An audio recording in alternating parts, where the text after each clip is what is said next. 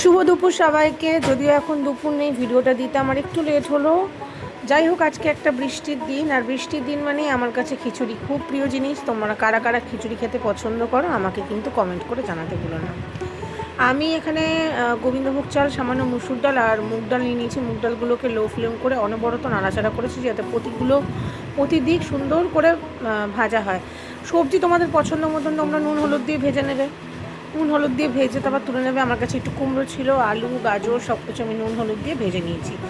ভেজে নেওয়ার পরে একটু ভাজা ভাজা হয়ে গেলে আমি কিন্তু তুলে নিচ্ছি।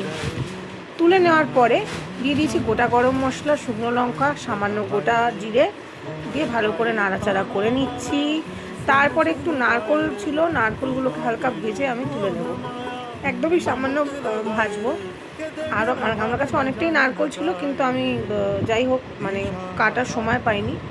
তারপরে আদা দিয়ে টমেটো দিয়ে ভালো করে কষিয়ে জিরের গুঁড়ো, লঙ্কার গুঁড়ো, নুন হলুদ চিনি সব কিছু দিয়ে কষানোর পরে আমি সব রকমের ডাল চাল একসাথে দিয়ে দিয়েছি। পরে বড় ভিডিওতে আমি ডিটেলস তোমাদের সাথে শেয়ার করব, আমার মনে হয় চ্যানেলে আছেও। ওই জন্য পুরোটা আজকে শেয়ার করলাম না, কারণ অনেক লেট হয়ে গেছে। কিন্তু সব কিছু আমি তোমাদের সাথে শেয়ার করি, এটা শেয়ার কেন করবো না বলো তো বন্ধুরা। তো যাই হোক, এগুলো দেওয়ার পরে আমি ভালো করে নাড়াচাড়া করে নিচ্ছি। এবার কিন্তু একটু বাড়িয়ে দিচ্ছি। তারপরে করে নিয়েছি বেগুন ভাজা, পাঁপড় ভাজা। তারপরে যখন হয়ে গেছে দেখেছি, মনে হয়েছে এটা ঠিকঠাক, দিয়ে দিচ্ছি গোটা শাহি গরম মশলা মানে গুঁড়ো। তারপর বেশি করে ঘি দিয়ে দিয়েছি, আর একটু ফুটিয়ে কাঁচা লঙ্কা দিয়ে দিয়েছি ফ্লেভারের জন্য। ঘিটা দেওয়ার পরে কিন্তু আমি ঢেকে রেখেছিলাম।